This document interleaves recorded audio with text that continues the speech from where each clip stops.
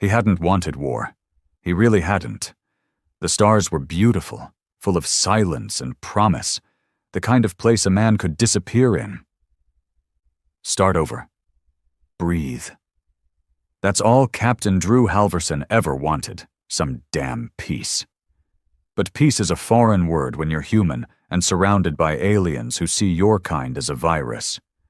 The Varun Empire, sleek and serpentine with cold green eyes, called Earth a primitive anomaly. They smiled during the accords, shook hands, then sent warships cloaked in shadow to bomb out colonies in the outer rings, Mars first, then Titan. Families turned to ash in a vacuum. No warning, no reason, no mercy. Drew had lost everything on Mars. His brother, his niece, even his dog, for God's sake. It wasn't just war, it was slaughter. And when he looked into the council chambers for justice, they gave him politics, speeches, more handshakes. You must understand, Captain Halverson, the Chancellor of Orion Belt stammered, her eyes glazed with fear. We can't retaliate. The Varun are too powerful. Too powerful. That's what they always said.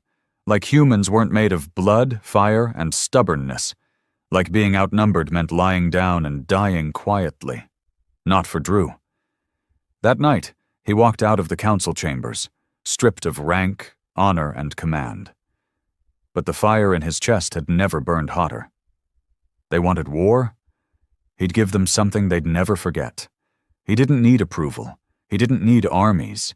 He needed a ship, a cause, and the hatred that lived behind his teeth. They took Earth's pride. He'd take their planets.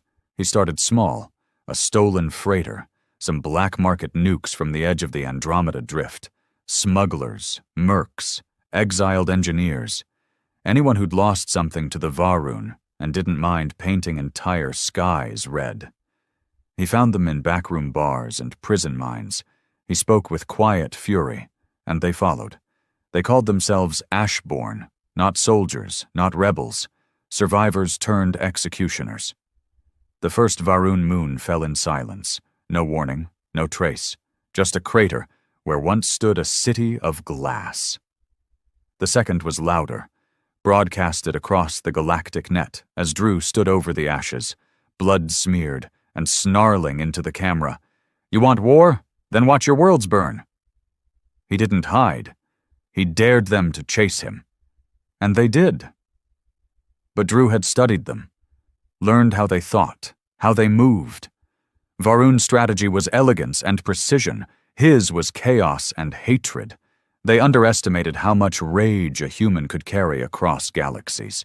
Each time they came for him, they lost more than ships. They lost planets. The Galactic Council began whispering his name like a curse. The Varun called him the Scourge. But Drew didn't care. He wasn't here for titles. He wasn't here to win. He was here to end them. Every bomb dropped was a memory. Every city torched was a voice crying out from Mars. And as the void burned with the fire of dying stars, Drew stood on the bridge of his battered cruiser, breathing heavy, staring at the map ahead. Next was Varun Prime, the heart of the Empire. And he would rip it out with his bare hands if he had to. The Ashborn cruiser, Vengeance Arc, cut through the void like a blade too jagged for peace. Its hull was a patchwork of stolen tech, its weapons stripped from the ruins of enemies, ugly, brutal, but alive. Like Drew. He stood at the helm, gripping the rails as the stars dragged by. Sweat clung to his brow, not from fear. He hadn't felt that in a long time, but from pressure. His bones ached from old wounds, his heart from older ones. Update, he barked. His second coil stepped forward. Not military, not trained, just another broken soul with a rifle and a reason. Varun fleet scrambled near Halex 9. 2 cruisers, 1 carrier, all heading for Varun Prime. Drew narrowed his eyes. They're pulling back. Kale nodded. Seems like it. After we dusted that logistics moon, they're panicking. Drew exhaled. Not a sigh. Just a release. He liked panic. Panic made people stupid. "What's the casualty report?" he asked, not because he cared about numbers, but because he cared about what was being lost, what he was breaking. Kyle's voice lowered. "Rough estimate, 1.2 million Varun civilians. Non-combat." Drew looked out the viewing screen. The galaxy looked peaceful from here. Serene. It was a lie. Everything was always burning. Just depends on how close you were standing. "Good," he muttered. "They need to learn." Kyle hesitated. "You sure about that, Cap? I mean, civilians?" Drew turned slowly.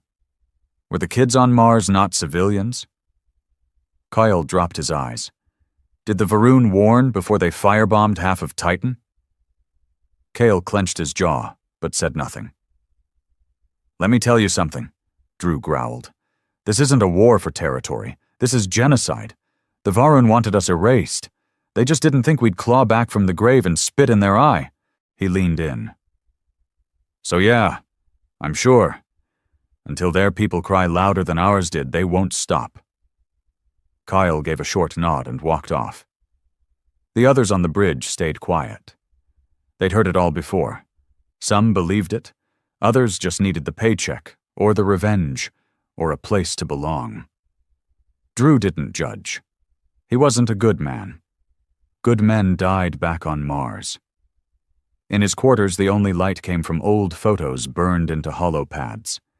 His brother with his daughter, both smiling in the red dust of the Martian sunrise. A dog with one ear up, one flopped sideways. He touched the screen with calloused fingers. "I'll burn them all," he whispered. Every single one. That night, he called a war council, or what passed for one.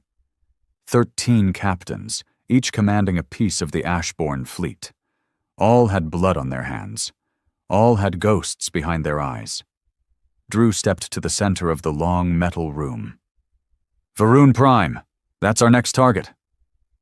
Murmurs, raised brows, a few outright gasps. "You're insane," someone said. It was Rax, the captain of Midnight Grin, tall, scarred, and missing half a jaw from a Varun sniper. "No," Drew said coolly. "I'm done playing." "You're talking about attacking their homeworld," another voice chimed in. "Do you know how fortified it is? The orbital defenses alone." "We're not going to win a battle," Drew interrupted. "We're going to make a statement." Silence. He stepped forward.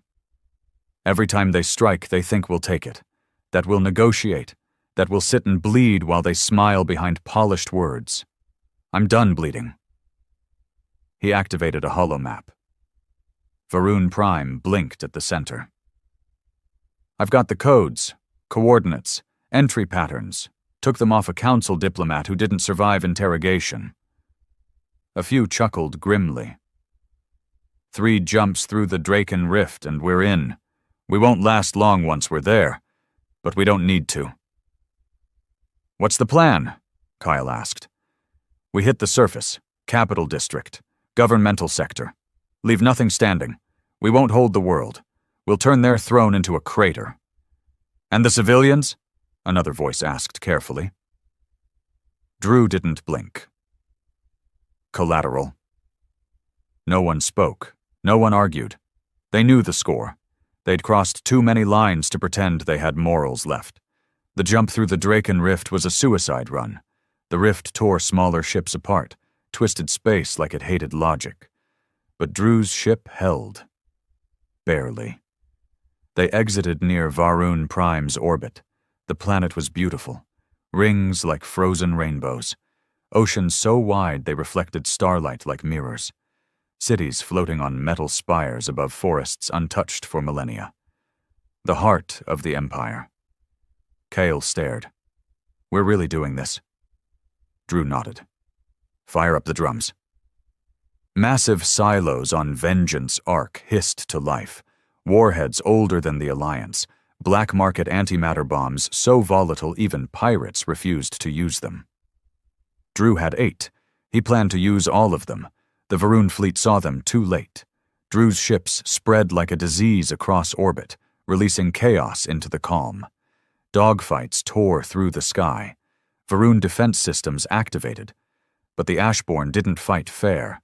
They hijacked systems, jammed frequencies, sent ghost signals into their networks. As the battle exploded in orbit, Drew took a drop shuttle to the surface with 20 of his most suicidal fighters. Straight into the capital. They landed in fire.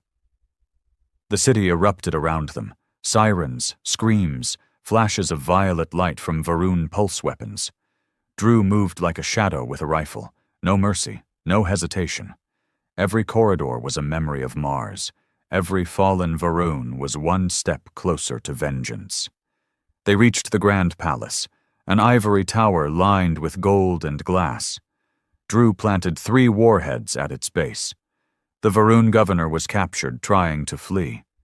Drew dragged him into the chamber where the bombs blinked with soft red lights. "You remember Mars?" Drew asked him. The governor hissed, defiant to the end. "You're a savage." Drew leaned in close, blood dripping from his armor. "We were farmers, miners, scientists, kids. You made us monsters. Now choke on it." He shot the governor in the chest. No ceremony, just closure. From orbit, Kale watched the palace collapse in on itself. A tidal wave of fire rolled through the capital. Drew's shuttle barely made it out. Scarred, smoking, but alive. The Ashborn fleet scattered as Varun reinforcements arrived. Some ships made it out, others didn't. But the message was clear. Varun Prime was bleeding. For the first time in centuries, the Empire was afraid. Back in deep space, Drew sat alone. His face bruised, his armor cracked, but his eyes gleamed. Kyle brought him a flask. "You did it." "No," Drew said. "I started it." Kyle tilted his head. "What now?" Drew looked out the viewport. The galaxy shimmered with light. Planets full of people, some innocent, some not. "They'll come for us harder now," Kyle warned. "I hope they do," Drew said. He took a slow sip from the flask and whispered to no one in particular. "You want war? Then watch your worlds burn." They called it the Day of Black Suns. The galactic net was flooded with images. Smoke rising from Varun Prime's capital. Ash falling like snow. Cities crumbled. Children cried. Politicians wept behind steel walls. One photo went viral. Drew Halverson, silhouetted in flames, holding a Varun banner upside down with a scorched rifle in his other hand. The media turned him into a monster. Some called him a war criminal, others a ghost. But for those who had lost everything, those forgotten by peace treaties and cold councils, Drew became something more. He became the answer. After the palace fell, Drew vanished into the stars. No trace, no signal. The Ashborn scattered across uncharted sectors, split into cells, each with their own methods, their own vendettas. What began as vengeance became doctrine. Leave nothing sacred. Strike without warning. Fear is the first weapon. Fire is the second. They hit supply routes, torched outposts, sabotaged peace talks. And every time the Varun tried to retaliate, the humans hit harder. Meaner. Smarter. Even the most advanced technology couldn't match the cold, bloody creativity of desperate humans who had nothing left to lose.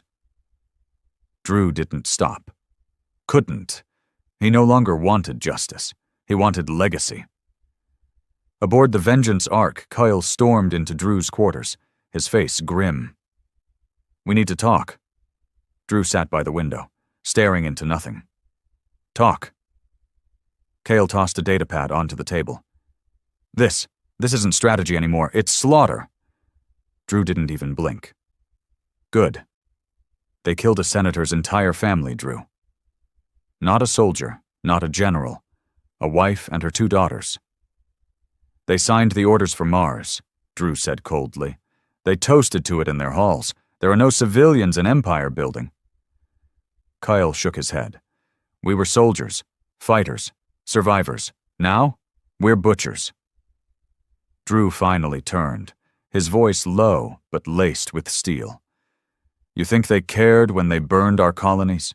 When they experimented on our prisoners? I held a man in my arms who had his spine shattered by a Varun mind probe. I buried kids who never learned what stars were. Don't tell me about lines, Kyle. There are no lines left. Kyle clenched his fists. And what about us? How long before we become the thing we hated? Drew stood, taller, heavier, radiating something dangerous. We became that the day they made us crawl. I don't want to win, Kale. I want them to remember. For 1,000 years. Kale stared at him for a long time, then left without another word. Meanwhile, the Varun were bleeding from the inside. The council met in a fortified, orbiting citadel, far from their core worlds. Dozens of species represented, all terrified. He's just a human, roared the Varun warlord. One man. He's more than a man now, said the Drez ambassador. He's an idea, and ideas don't die easily. The room broke into shouting. Drew had become a myth. Children spoke his name in fear. Pirates swore by it. Freedom fighters tattooed his face on their arms. Whole colonies defected in his name. And worse, the humans still loyal to the old governments were getting swept up in the chaos. The line between resistance and terrorism was blurred beyond recognition. On a forgotten moon, deep in a system no one cared about, Drew stood before a group of new recruits, farmers, ex-cons, broken people with too much anger and too few options. He looked over them, his face hard, his eyes colder than vacuum. You came here for revenge, he said. Good. Revenge is honest. Revenge doesn't lie to you. But if you're here to feel better, leave now. You won't. No one moved. You'll kill people who didn't deserve it. You'll torch cities that once loved humans. You'll hear screaming in your sleep and feel nothing. That's what this war takes. Still no one moved. Drew nodded. Then welcome to the Ashbourne. In private, Drew studied old maps, star charts, intercepted signals. The Varun were faltering. The cracks were growing. Civil unrest. Riots on outer colonies.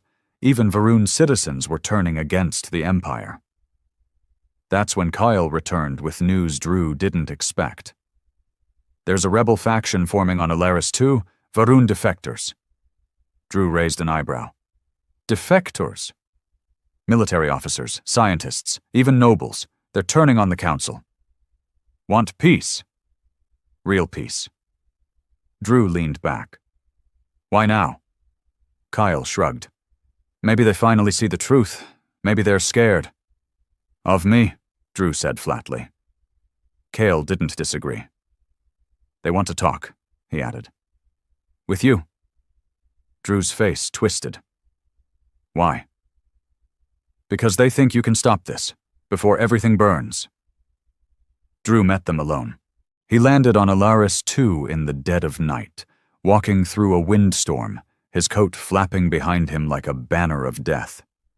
The Varun rebels were waiting, clean, polished, nervous. One stepped forward, female, high cheekbones, thin voice. Captain Halverson, I'm Leah Vereen. I don't care, Drew said. She hesitated. We want peace. So did I, he snapped. Before your kind turned Mars into a graveyard. She swallowed. We didn't order those attacks. You were silent. That was enough. We want to fix this. He stepped close, voice ice. You think this can be fixed? I buried my brother in dust so fine I had to scoop him with a shovel. There's no fixing this. There's only fire. But the killing is the only thing they understand. Leah looked into his eyes. What about the children? Drew didn't blink. You think they left ours alive? Silence. You're not here to stop me, he said. You're here to beg. Because you know what comes next. She didn't deny it. Drew stepped back. Tell your people, I'm not here for peace. I'm here for proof. When the last Varun monument falls, when your empire forgets what power feels like, then we talk. He left the meeting angrier than he arrived. Peace? Now? After all this? Too late. The war was bigger than him now, bigger than the Ashborn. It was a sickness, and Drew was the symptom. The fever before the body dies. That night, he stared at the stars again, wondering if this was what winning felt like. Hollow, cold, exhausting. He didn't sleep. He just planned, because he knew what came next. Varun High Command, the last stronghold, the head of the snake. Drew would cut it off. Not because he needed to, but because he wanted to. Because some empires only understand the taste of their own ashes. The galaxy wasn't watching anymore. It was holding its breath. Every news stream, every border system, every outpost and orbital ring. They weren't asking if Drew Halverson would strike again. They were asking where. The man had become a living omen. A curse whispered among captains, prayed against by diplomats. And now he was heading for the jugular. Varun High Command, underground, fortified, hidden beneath the black glass mountains of Othora Prime. It wasn't just a military center. It was the mind of the empire. The place where orders were given, where wars were calculated like currency. If Varun Prime was the heart, Othora was the brain, and Drew was coming to cut it out. The Ashborn fleet was smaller now, tight, focused. The chaos had scattered most of their number, some killed, others retired to whatever lives broken killers returned to. Only the core remained, the ones who didn't flinch when the alarms screamed. Kyle stood in the war room with a dozen others, dirty, hardened. Every one of them had lost more than they could explain. And all of them had one thing in common. They followed Drew. He walked in, unshaven, his armor dull with wear. A silent nod from him, and the room froze. "We're going to Othora," he said. Kyle exhaled slowly. "You're sure?" "They think they're safe. Deep, buried, watching from their towers." Drew's eyes burned. "We'll remind them what fear feels like." A murmur of agreement passed through the room. "They'll have satellites, orbital shields, mine belts," Kale said. "Already accounted for," Drew replied. "We found a hole in their magnetic grid. Took 2 years to spot it. 2 seconds to decide what to do with it." He activated a map. The path lit up. Black space, then deep inside asteroid fields, then under the planetary crust itself. "We're going under them," Drew said. "Straight through the rock. We'll punch a hole beneath the command base, and then we turn their brain into glass." Someone laughed. It wasn't joy. It was disbelief. Kyle frowned. "We won't make it out." Drew just nodded. No one objected. The operation began 3 days later. The ship was Ashfall, a drill cruiser built from a mining vessel Drew stole years ago. Reinforced with hull plates scavenged from a dozen species, it was a monster of a machine. Slow, ugly, and indestructible. They dropped into the asteroid field, scraping past space debris sharp enough to gut a battleship. No lights, no signals, only silence and fire. Drew sat at the console, his hand on the manual override. "Bring us in," he said. The ship groaned. The drill at its front whirred to life, cutting into the rock crust of Othora Prime like a saw through bone. Kyle sat beside him. "You think it ends here?" Drew didn't look over. "It never ends." Kyle was quiet a moment. "You know, when I joined you, I wanted revenge. Now, I don't know what I want."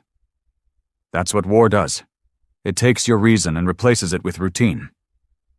Kyle gave a bitter smile. "Sounds familiar?" The drill took 12 hours to cut through the crust. The deeper they went, the hotter it got. Systems strained, hulls creaked, pressure screamed through the vents like ghosts. Then they hit metal. The base. Drew stood. "Showtime," The breach was violent. Explosives lined the drill tunnel, blasting upward into the foundation of Varun High Command. The walls shook. Fire bloomed through corridors. Alarms howled. Soldiers poured from every hatch, trained, fast, precise. But they weren't ready for him. Drew moved like a force of nature. No wasted motion. One bullet, one kill. Grenades fell into rooms before doors opened. Lasers hissed past his shoulder, but nothing slowed him. Behind him, the Ashborn followed. Close combat. Quick deaths. They knew the map, knew the layout. They'd studied this place for years. Kyle was bleeding. His shoulder was torn open, but he kept firing. Drew planted charges in the data core, the reactor, the upper tower. They didn't want control. They wanted destruction. In the command chamber, the last Varun admiral stood shaking, hands raised. "You're a human," he whispered. Drew raised his gun. "Not anymore." The shot echoed through the steel halls like a bell of doom. The mountain exploded. From orbit, satellites caught the eruption. Black smoke spiraling into the sky, glowing lava pouring from the cracked earth like the planet was bleeding from its skull. The Ashborn's shuttle barely escaped the collapse. Kyle collapsed onto the deck, wheezing. Drew stood silently, watching the surface below melt into ruin, his face unreadable. Someone from the crew asked, "Is it over?" He didn't answer, because he didn't know.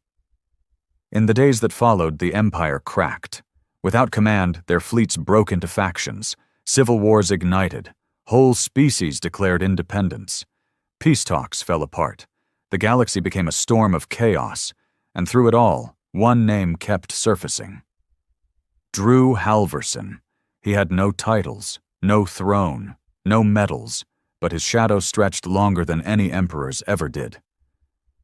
Back on a derelict station hidden inside a gas giant, Drew sat alone. He hadn't spoken in days, not since Othora. Kyle approached, his arm in a sling. "We won," he said. Drew looked at him, tired, older than he had any right to be. "No," he replied. "We survived." Kyle pulled up a chair. "So what now? Hide? Run?" Drew leaned forward. "Now we do the hardest thing." Kale raised an eyebrow. "Which is?" "Disappear." Kale blinked. "Seriously?" "They want a warlord," Drew said. "A monster. A villain to rally against. If I stay, I become the new empire. Different name, same chains. And if you vanish?" Drew looked at him. "Then maybe they build something better in the ashes." Kyle laughed bitterly. "You're talking about hope?" "No," Drew said quietly. "I'm talking about silence." He left the Ashborn that night, took a scout ship. No destination, no beacon, just darkness. Some say he died in the void. Others claim he became a god in the deep sectors. But the truth was simpler. He was tired, and his war was over. The galaxy had no center anymore. The Varun Empire, once the unshakable spine of order across hundreds of systems, was fractured into splinters. Its loyalists squabbled over scraps of territory, screaming for obedience while their worlds tore themselves apart. Pirates swarmed. Factions rose and fell like dying stars. Civil wars flared in places that hadn't seen blood in a generation, and behind it all was a silence louder than any explosion. Drew Halverson had vanished. Some thought he was dead. Others believed he was hiding, rebuilding, waiting. Every month, rumors surfaced. He was spotted on a mining colony near Taros 5. No, he'd joined a cult in the dust fields of Sector 19. No, he'd become a weaponized ghost construct in some deep AI lab. None were true, but none were completely false either, because the war he started wasn't about him anymore. Kale now led what remained of the Ashborn. What had started as a knife of revenge was now a scattered set of blades carving different wounds. Some Ashborn cells became mercenaries. Others turned full-on terrorists. A few tried to become protectors. unlikely defenders of civilian systems that had no military left. Kyle had chosen something harder. He was trying to build.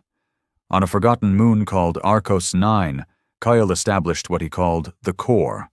Not a government, not a militia, just people. People with scars, fighters, technicians, refugees, ex-Varun, ex-Ashborn. All drawn together by one truth. They couldn't go back to what came before. They didn't believe in utopia, but they believed in not repeating. Kyle stood in the central dome, wind howling against the outer shields, as engineers laid the foundation for a new generator. He wore no insignia, just a coat and a pulse pistol on his hip. Enough to be respected, not worshipped. A voice came through on his comms. It was Reyna, one of the last surviving Ashborn tacticians. Convoy from Iros Belt made it through the gravity storms. Supplies coming in, Kyle acknowledged. Losses? 2 wounded. 1 missing. Find them. He cut the line and walked the perimeter. The moon was barren, lifeless, perfect for staying hidden. But he knew they weren't invisible, not for long. Eyes were always watching, especially now. Back on Varun-controlled space, a new figure had emerged. Her name was Commander Isari, young for her rank, brutal beyond her years. She'd lost family in Drew's war, and she swore vengeance, but she was smart. She didn't waste fleets chasing ghosts. She studied the Ashborn, tracked supply routes, analyzed patterns. Where Drew fought with rage, Isari fought with cold logic. She knew where Kyle was. She just hadn't struck yet. She was waiting. For something. Or someone. Kyle knew it was coming. He stood in the command tent of the core, staring at a map of systems. Too many variables. Too many threats. And one cold truth. They couldn't fight forever. He turned to Reyna. We need to find him. She raised an eyebrow. Drew? Kyle nodded. If Isari's building momentum, if she moves on us, we won't survive it alone. Reyna looked away. You sure he's still alive? Kale didn't answer right away. Then, softly, he's not the kind of man who dies quietly. Far from Arcos 9, in a sector where stars were more myth than light, a freighter drifted. Alone. Power low. Hull scarred. Inside, Drew Halverson sat in the dark. He hadn't spoken to anyone in over a year, hadn't touched a weapon in 6 months. The only sound was the hum of the engines and his own breathing. He wasn't hiding. He was waiting for the weight to leave his chest. It never did. Each night he saw their faces. People he'd killed. People he hadn't saved. The girl on Titan with a melted face, the Varun child crawling from rubble, his niece laughing in Martian dust. He didn't regret what he did, but he regretted needing to. A knock on the airlock broke the silence. It wasn't possible. He was 100 light-years off any known route. He drew his pistol automatically, instincts dull, but not dead. The hatch opened slowly. Kyle stepped through, covered in sand, eyes sunken from exhaustion. Took us a long time to find you, he said. Drew didn't lower the gun. You shouldn't have come. Too bad, Kyle replied. I need you. Drew stared, then said, I'm done. Kyle stepped closer. She's coming. Isari. She's not like the rest. She's not making speeches. She's making moves. Tactical. Surgical. She's already taken back 4 systems. Drew looked away. I've got kids on Arcos 9, Kale said. Kids who never held a gun. Engineers, medics, families. They believe in something, and she's gonna burn them all to prove a point. Silence stretched. You said the fire ends with you, Kyle added. You were wrong. Drew closed his eyes. He'd started it, and maybe that meant he had to end it the right way. A week later, the Ashborn signal went out. 1 tone, 4 notes, a code they all knew.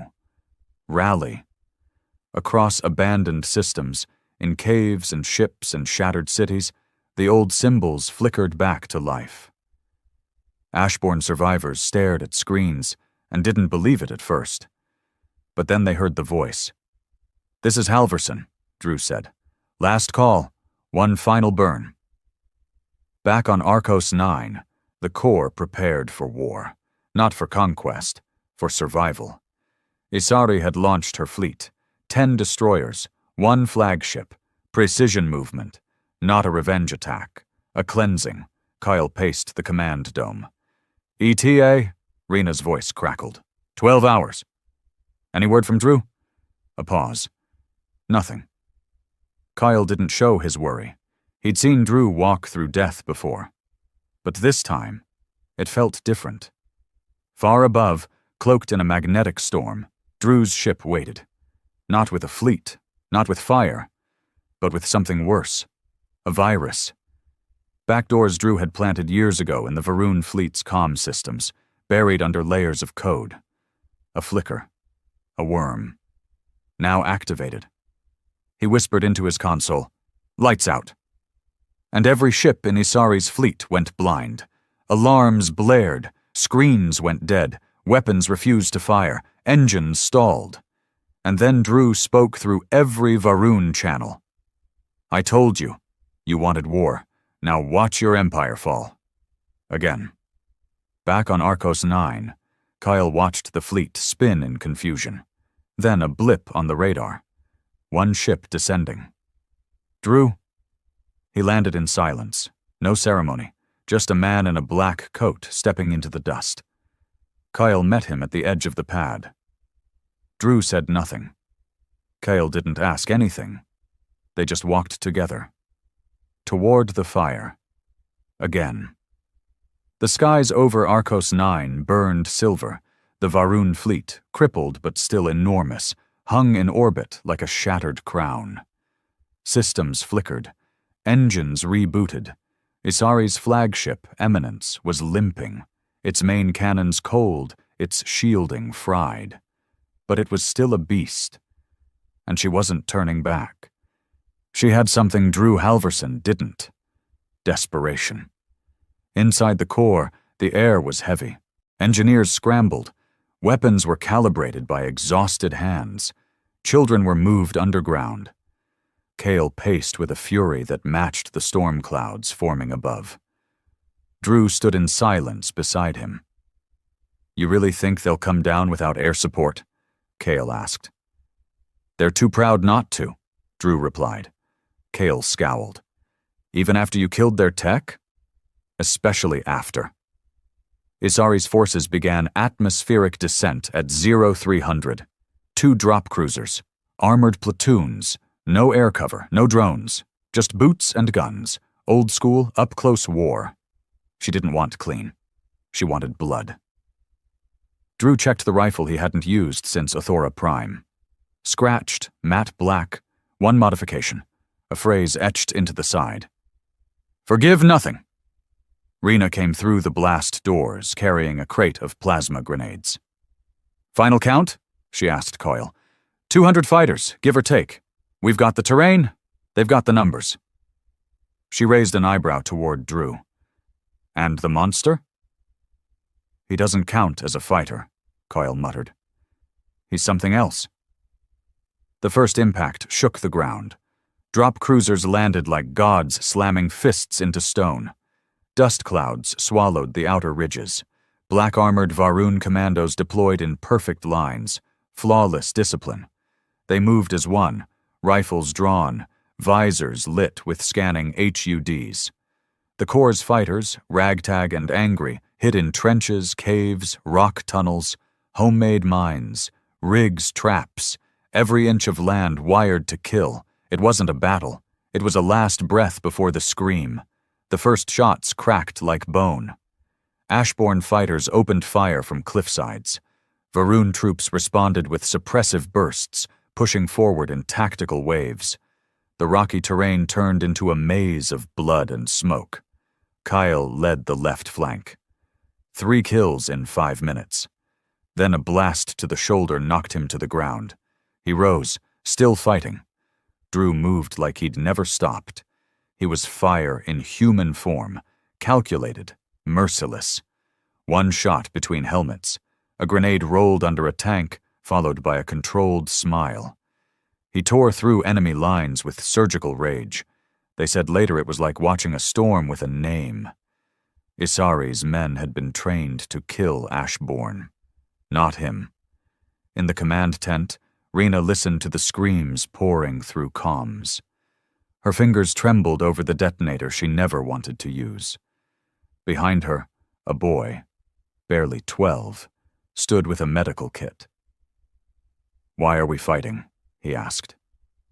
She couldn't answer. Outside, the world fell apart. Kyle regrouped near the southern barricade. Smoke made it hard to breathe. He was missing half a boot and most of a plan. "Where's Halverson?" he yelled over the gunfire. No one knew, because Drew had gone forward. Alone. Isari stepped off her shuttle like a queen walking into hell. Flanked by elite guards, she marched through fire toward the Corps' final wall. The one they said couldn't be breached. She saw the bodies. Ashbourne, civilians, her own men, all dead. She didn't blink. "This ends today," she said to no one. Then she saw him. Across the valley, through the smoke and chaos, Drew Halverson. He stood tall, rifle low, armor scarred, a figure from nightmares and legends. Their eyes met. The air grew colder. Isari raised her hand. Her men spread out. Drew didn't move. He didn't have to. The two armies clashed in a final, desperate push. Hand to hand. No tech. Just rage, steel, blood, dirt in every breath. Kale reached the command wall just in time to see Drew and Isari collide. A flash of knives, gunfire, sparks on metal. She was faster. He was meaner.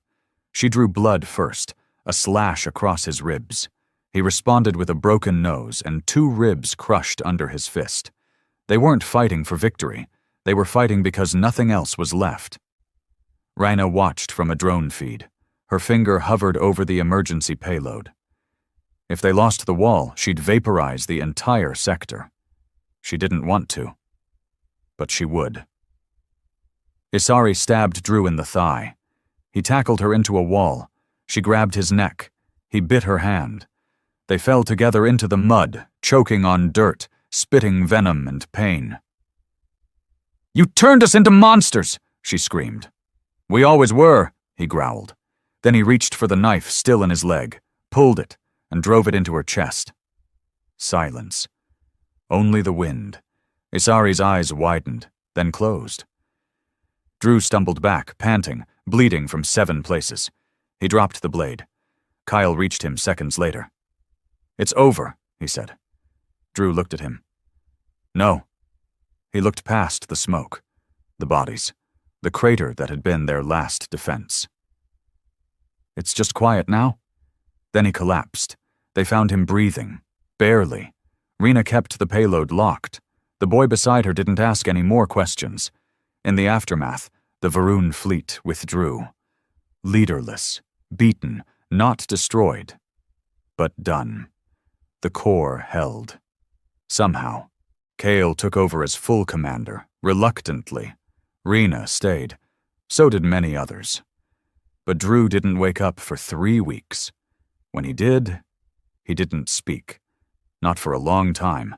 They tried to give him medals. He refused, tried to name a defense grid after him. He laughed once, and never again. Tried to hold a parade. He left before sunrise. A year passed. The galaxy began to rebuild. The Ashbourne faded. Some stayed protectors, others just vanished. No one ever saw Drew Halverson again. But on distant worlds, in cities clawing their way back from ashes, you could still find his words etched into broken walls. You want war? Then watch your worlds burn.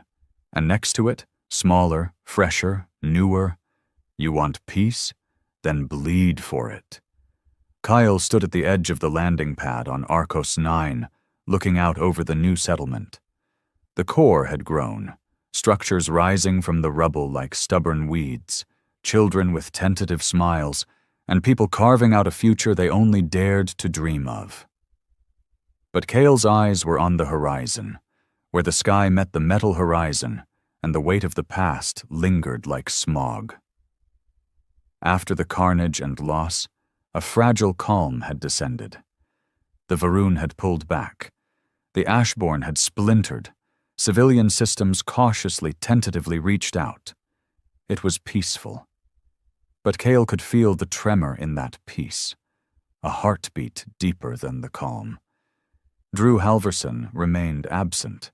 Rumors whispered about him, living as a hermit on a distant rock, a mercenary for hire, a ghost ship captain, or worse, dead.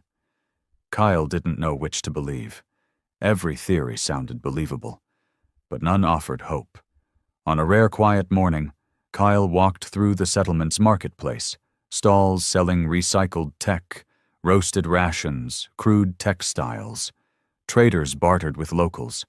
Children chased stray animals. For the first time, the Corps felt more home than hideout. He paused at a tent where an old Varun engineer worked side by side with human mechanics. They didn't exchange a single word. Trust was still a fragile thing. But Kyle saw the tension ease in their shoulders, progress born of necessity, not reconciliation. He shoved aside those thoughts and walked toward the central dome. Today was meeting day. Allies from 4 systems would arrive, bringing intel, resources, and maybe, just maybe, a chance at building governance. Civilian governance, no militias. Inside the dome, tables had been pushed together to form a makeshift plenary chamber. Holoscreens showed stock levels, delivery schedules, regional stability maps. Survivors, scientists, former Ashborn leaders, even a few Varun defectors. All eyes turned to Kyle as he entered. "Morning," he said, voice hoarse. He motioned them to sit. "We're not here to talk about war. We're here to talk about peace. That doesn't mean comfort. It means accountability." A scientist raised her hand. "What about the Ashborn cells still raiding Varun territory? Kidnappings? Reprisals?" Kyle nodded. "We've been tracking them. Some are ex-military, taking what they see as vengeance. We can't pretend all humans are innocent. We need to rein them in, or neutralize them." A representative from the Eros Belt, a stocky man with mechanical facial plates, spoke up. "Our people harbor deep resentment. We can't just forgive. The wounds are fresh. But we can channel that energy into rebuilding, not raiding." Kyle took a breath. "That's what we're trying to do, but forgiveness is earned, not demanded." They talked into the afternoon. Infrastructure, resource fairness, military boundaries, arrests for raiders, compensation programs. None of it easy. But Cale saw for the first time that war's children were attempting governance. A beginning. Night came, and Cale returned to his sparse quarters. He looked at a photo pinned to the wall, a grainy capture of Ashborn fighters, including him and Rena, standing victorious on the rubble-strewn plains of Othora Prime. He traced a finger over his younger face, a man unbroken by guilt, but that man was gone. Rena knocked and stepped inside. Quiet. In her hand, a data chip. Something came in from Deep Space Scouts, an unregistered ship near Sector 19. No IFF. She looked at Kyle and said, "Could be Ashborn. Could be Varun loyalists, could be—" "Drew," Kyle said softly. His stomach twisted. Rena exhaled. "He's alive." The next morning, Kyle summoned the settlement's governing council. People listened wide-eyed as he addressed them. "As of last night, we have confirmed intel. Halverson's alive. Ship's hull matches older Ashborn designs. Hull markings are military grade, but beaten. If he wants us, he'll come." A woman from the Terran delegation frowned. "What if he doesn't come to us? What if he's on a vendetta?" Kyle bit his lip. "Then we face it. We stand together. We're no longer hiding from our ghosts. If he's out there, he's still powerful. But he's not invincible. Heavy silence. Then someone nodded. Determination flickered. They'd regained enough hope to want justice, even if that meant confronting ghosts. Kyle's private quarters were empty when he returned that evening. On the table lay 2 items, an encrypted holo message from Drew and a battered Varun communicator. Kyle swallowed hard, then activated the holo. Drew's silhouette flickered into life. He wore an old coat, stained and patched. His eyes, though dimmed, still held fire. "Kyle." Drawn's voice was gravel and steel. "I need sanctuary." Kyle's heart thudded. "On Arcos 9? Drew nodded, face half hidden. "They rebuilt. I lost my way after. I did things I thought I could live with, but the ghosts followed. They never stopped. I need silence. I need to make sure what comes next doesn't undo what you're trying to build." Kyle's throat was tight. "I'll have safe passage ready, but I need your word. No reprisals, no more war." Drew paused. "I don't know who I'd be without war, but I'll try." The connection went dead. Kyle stared at the blank holo, unsure if ghosts could truly be silenced, but willing to try. 3 days later, a battered scout ship arrived under cloak. It landed outside the dome at dawn. People watched with cautious eyes. Rena stood guard beside Kale as the hatch hissed. Drew stepped out, less majestic than rumors painted him. Frail, haunted, but raw humanity in his posture. Kale stepped forward. They stared a moment. No handshake, no hug. They'd never been friends, but they'd fought together, shared loss, known each other's shadows. Kale nodded. "Go inside. We'll take care of you." Inside the council chamber, Kale introduced Drew. Some turned away. Others stared with anger or fear. No applause, no hatred. Just silence. Kale spoke up. "This man saved us from Varun Net. He almost died for that. But he's also a war criminal, a man who ordered civilian strikes. We're not honoring him, but we are giving him a chance. To live, to redeem, to build, not destroy." Drew bowed his head. "I've taken years of lives.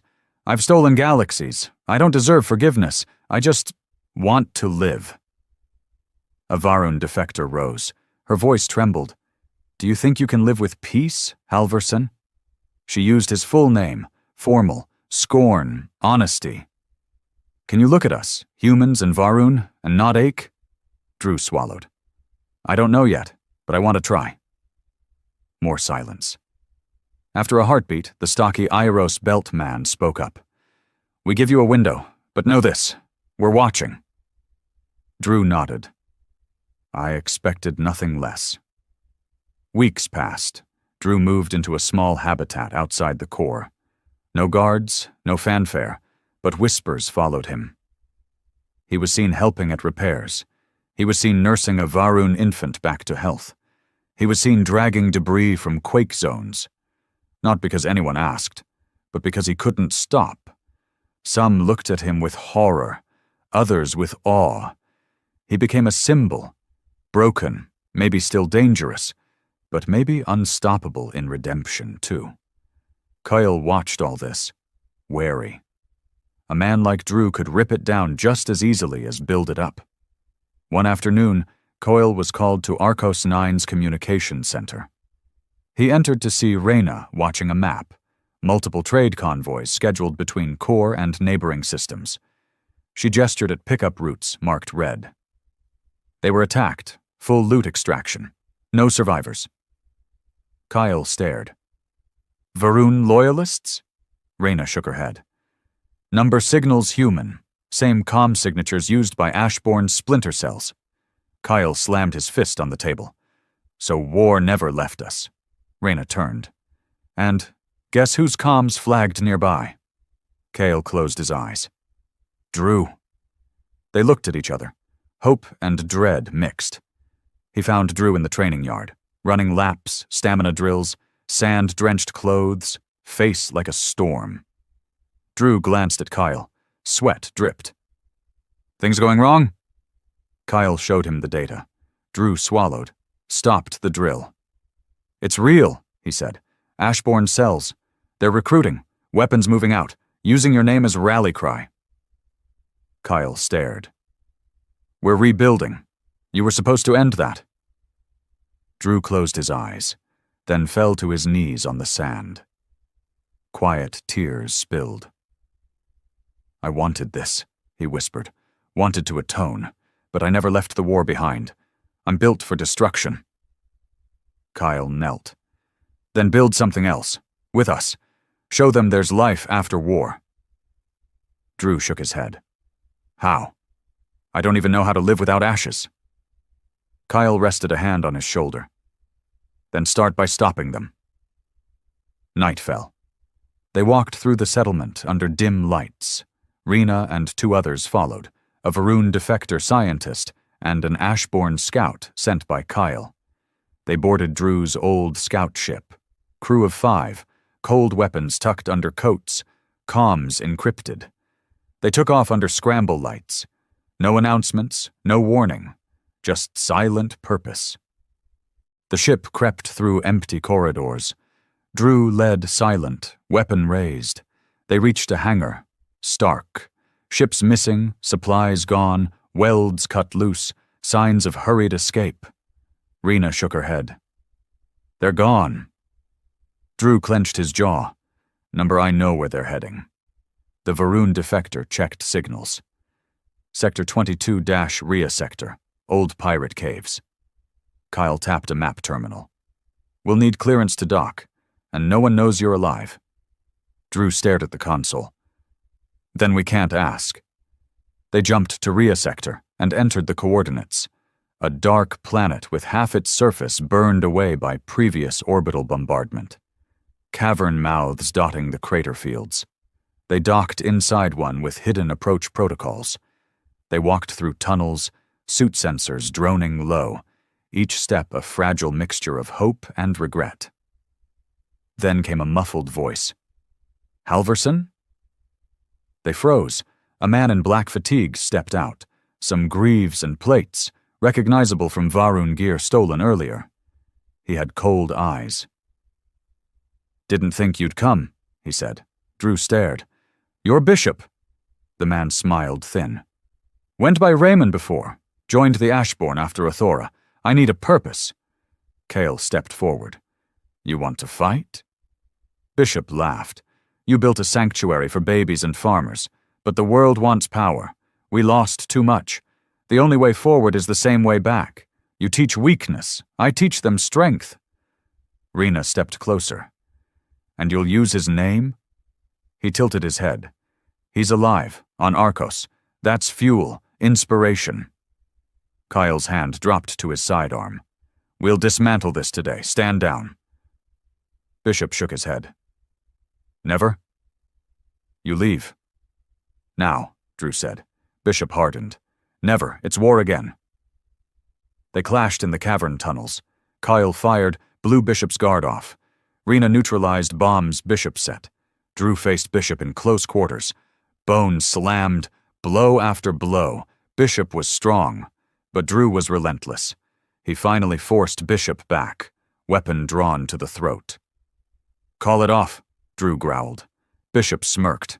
"They're already fighting, on Arcos. You're too late." With those words, he kicked off a grenade rack. Tunnels exploded.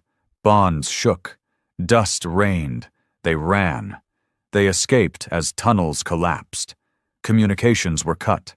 Their hull integrity weakened. Radiation alarms blinked. They reached ship. Engines roared to life. Just as behind them, the cavern entrance collided inward. They jumped. Escape. Back on Arcos, alarms sounded. Fighting erupted. Ashborn cells launched rocket pods at core outer walls. Civilians ran. Plasma pulse arcs jumped across barricades. Kyle activated defense turrets. Drew emerged onto walkways, bulletproof, blood-stained. He didn't wait for orders. He moved across trenches, slamming Varun-made ammo plants to explode. He stormed shields with bloody fists. He became war incarnate, He held his name as a weapon again. Hours later, silence returned. Bodies smoldered. The settlement trembled under broken shields and craters. Kyle counted losses. Dead Ashbourne, dead civilians, broken trust. But the cells were gone. Victory, no victory without cost. He found Drew in the mess hall, exhausted, limping, eyes hollow. Kyle knelt. "It stopped." Drew looked at him. "It didn't stop, we just bought time." He pressed his hand to a scorch-marked floor. "This was the dream." Kyle stared at him. "Dreams get broken." Drew broke eye contact. "Then we rebuild again." No credit ceremony. No cheering. They worked into the night, rebuilding shields, burying the dead, reinstalling faith. Drew refused attention.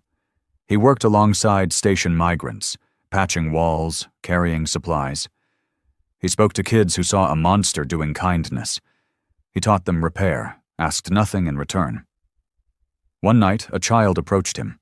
Small, bruised leg, but curious eyes.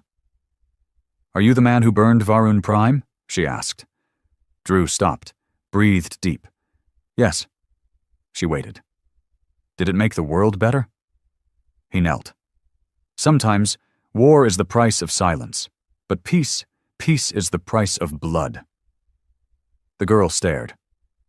"I'm sorry for the blood," Drew said. "I hope—" He couldn't finish. She nodded and walked away. Months passed. Trade routes flourished. Varun defectors oversaw tech rebuilding. Cultural exchange began, not harmony but contact. Suspicious, fragile, maybe enough. Ashbourne shards had dwindled. Most either vanished or joined the rebuilding. A few still whispered in the dark. Kyle tracked them. Arrested when needed. No trials yet, just containment. Peace was imperfect. Drew stayed on Arcos 9 for a year. Then, on a cold morning, he was gone. They said he took nothing but a black coat and a rifle. Kyle didn't mourn. He understood too well.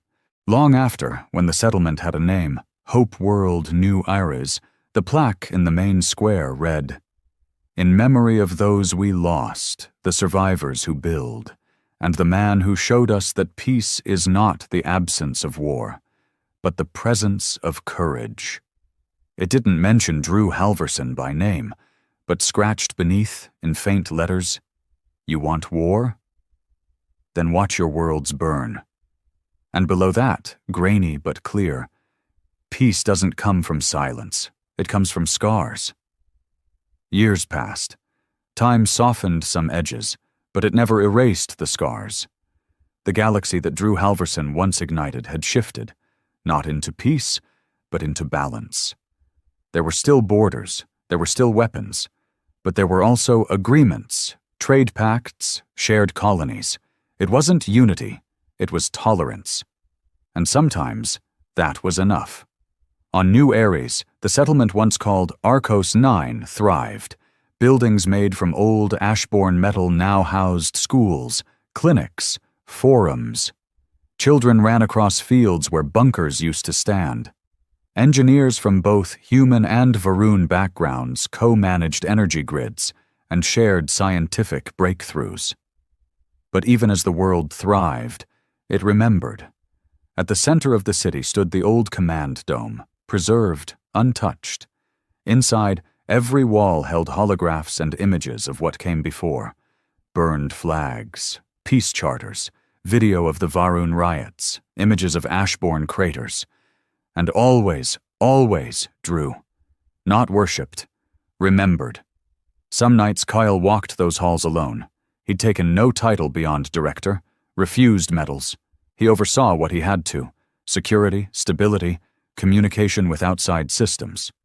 He left leadership of the settlement to a council of civilians, scientists, and even one Varun child who had grown into a fierce administrator.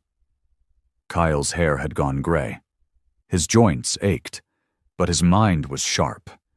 And every year he made a single recording, a letter to someone who might never hear it. "Drew," Cale said into the mic, voice low, steady, worn. Another year, another orbit. Kids here are smarter than we ever were. Stronger, too. We got a full medical system now. Water reclamation's up 30%. Oh, and that trade agreement with the Sarin Collective? Went through. Even got them to admit their soldiers committed war crimes during the occupation. Small steps. But we'll take them. He paused. They still whisper about you. Not with fear. With questions. Did you ever mean to stop? Did you ever feel peace? Or were you just tired? Kyle looked at the mic, unsure if it even transmitted anymore. I don't know if you're alive, but I do know this. You changed us. You forced us to see that survival isn't enough, that vengeance doesn't satisfy, and that sometimes the only way to rebuild is to break everything first. He turned it off. Far across the stars, in a region known only as the Lattice, a network of abandoned asteroid towns and exiled warships, an old man walked into a cantina. The room fell quiet. He didn't carry a gun, just a satchel and a datapad. He sat in the corner, ordered water, listened to the conversations. Raiders talked about lost causes. Traders complained about tariffs. A young man bragged about torching a civilian freighter. The old man raised an eyebrow. When the young raider laughed about slitting the throat of a Varun priest, the old man stood. You proud of that? He asked. The boy turned, sneered. Who the hell are you, old man? Someone who remembers what war really costs. The boy scoffed. You gonna lecture me? No, the man said. I'm going to bury you. He moved before anyone else did. The boy was on the ground in seconds. Windpipe crushed. Not dead, just silenced. The old man turned to the rest of the room. You think violence makes you powerful? It doesn't. It just makes you hollow. Someone in the back stood. An older woman. She stared at the man. You're him, she whispered. You're Halverson. He didn't deny it. She stepped forward slowly. Why come back now? He looked at her. Because I made a mess, and I need to clean it up. Over the next months, Drew moved through the fringes, alone, quiet. He found the remaining Ashbourne cells that had turned rogue, the ones feeding chaos, trading on his name. He dismantled them, not with fire, but with presence. Some he persuaded, others he fought. But everywhere he went, he left behind truth. The war is over, we lost, and we lived. That's enough. On New Ares, Kale received a message, encrypted. No origin trace, just one line. I'm done running. Attached was a set of coordinates. Old mining colony, unclaimed space, neutral zone. Kyle read it 3 times. He packed light.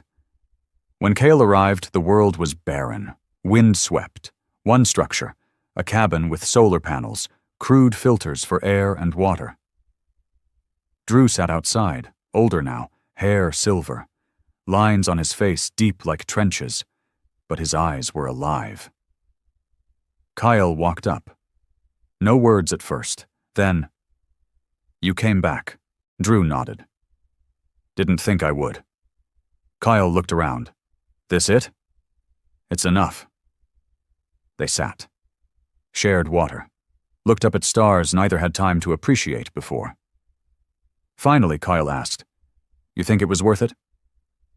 Drew was quiet a long time. I used to think only fire could change the galaxy. That war was language. That the loudest one lived longest. He exhaled. I was wrong. Fire doesn't teach, it just burns.